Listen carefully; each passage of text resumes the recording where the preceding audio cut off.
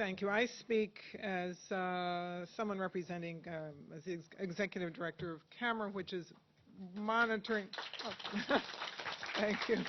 Which is looking how all this is rendered, in a sense. We all know that absent the light of media attention, public awareness of events is sharply diminished or non-existent. People who might otherwise act to redress a wrong don't. Policies are shaped one way instead of another. Institutions stray unchecked into disastrous activity. The United Nations' perverse scapegoating of Israel in all the ways documented here today has wrought great harm to Israel in the realm of world opinion, most especially in those nations where the UN is viewed with unalloyed respect. And key American media have often failed to report directly and consistently on this indefensible assault on Israel. And when they have noted the assault, have not done so prominently enough to ignite general public and official ire.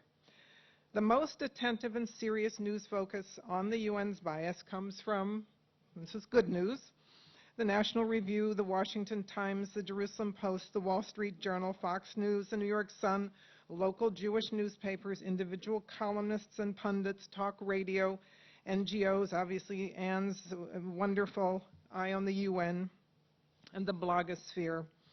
All these sources do challenge and expose the abuses and add substantially to public awareness. But many major national newspapers, the Wires, National Public Radio, and most television networks have given only passing attention to the UN's corrosive bias toward Israel. True, the New York Times, National Public Radio, and the Associated Press reported, for example, in multiple stories about the Hate Fest, that was the UN-sponsored 2001 Durban Conference against racism, and the Times editorialized, as was mentioned earlier, against that fiasco. Likewise, the Times ran an editorial against the reconstituted Human Rights Council's double standard in criticizing Israel during the Hezbollah-launched war. And from time to time, stories do appear in the Times recounting UN problems, as was the case this past spring, in a piece entitled "Dismay Over New Human Rights Council," which included some references to the distorted condemnations of Israel in the UN's newly formed Human Rights Group. But despite the news hook available then, in that particular piece, with Nicholas Burns, Undersecretary of State for Political Affairs, strongly deploring the UN bias against Israel, no expose followed, no standalone story on the biased assaults against Israel. There seems to be very little Times appetite for actual investigation and sustained coverage of the endemic anti-Israel bias in the UN, about the UN. Not that the Times correspondent isn't prepared to do lengthy pieces on UN matters. The same reporter filed a long profile piece on Javad Zarif, the Iranian ambassador to the UN, who's described as, quote, beguiling, and a man who punctuates his comments with chuckles and grins. The Iranian envoy may be all these things. The issue is news judgment. Why 1,200 words on the beguiling Iranian, but only occasional passing attention to vast systemic corruption at the United Nations reflected in the scapegoating and demonizing of a member nation? Also of note, the Times did devote ink 2 years ago, in the fall of 2005, to a long story on how the UN was treating Israel better. It reported Israel being admitted to a regional grouping, and this was the entrance, as Anne tells me, it's marginal into WEOG, which is the West European and Other Group, which is a very limited ability. It also reported having its Prime Minister address the General Assembly, presenting a resolution to the General Assembly, and some other positive signs. Now, like everyone in this room, I want the situation to be better, and reporting any trend in that direction is newsworthy, not to mention heartening. But why is it more newsworthy than the grave, undeniable, and ongoing defamation of Israel by the UN at a time of rising global anti-Semitism? Put another way, the Times informs its readership that UN treatment of Israel is improved, But people who rely exclusively for their news on the Times would have virtually no awareness there was a problem to start with. The facts about Israel attacked and demonized by a virtual industry of UN meetings, committees, publications, press releases, investigations, and resolutions that spread falsehoods and incite prejudice globally are largely ignored at the Times, but the story heralding UN improvement 2 years ago found its way to a prominent slot on page 3. Now, this is very interesting.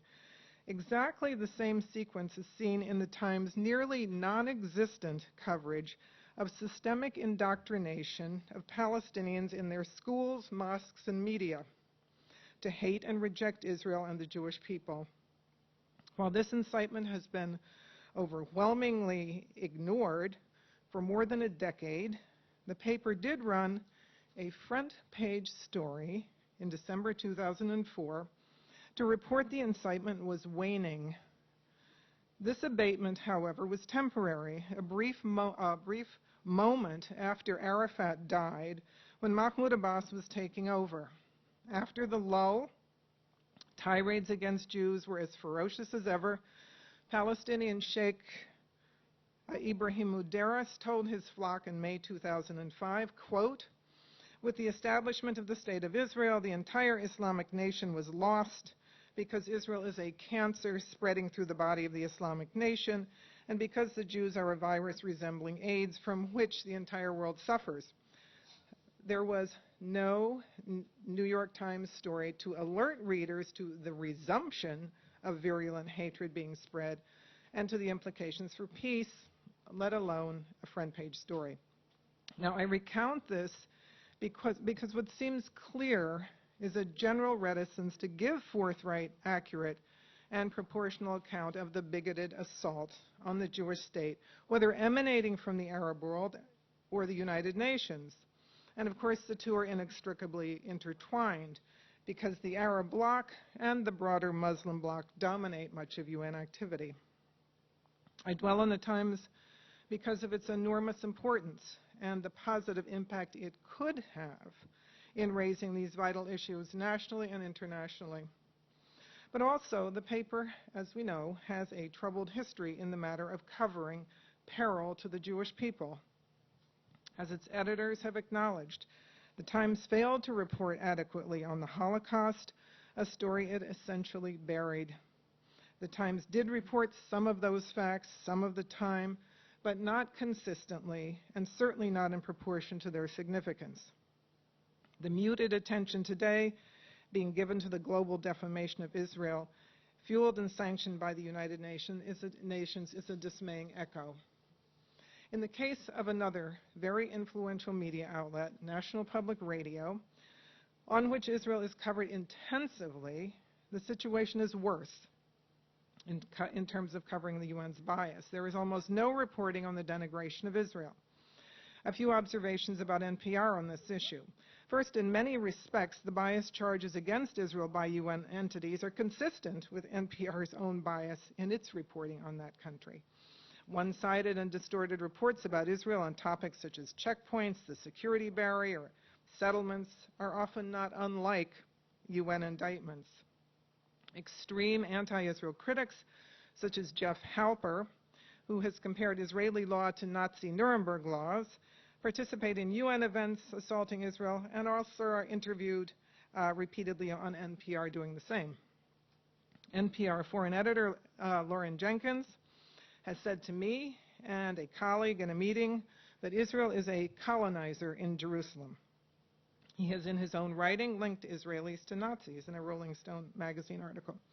So one reason there is little criticism of UN treatment of Israel is that the two institutions have certain views on the Jewish state in common. There have been a number of UN-related stories on that network in recent years, several about John Bolton's tenure and the attempted reform of the UN Human Rights Commission. Why was the reform needed?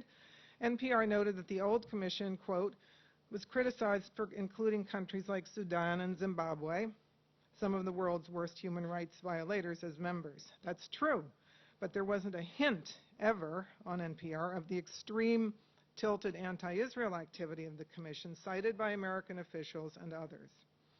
Listeners are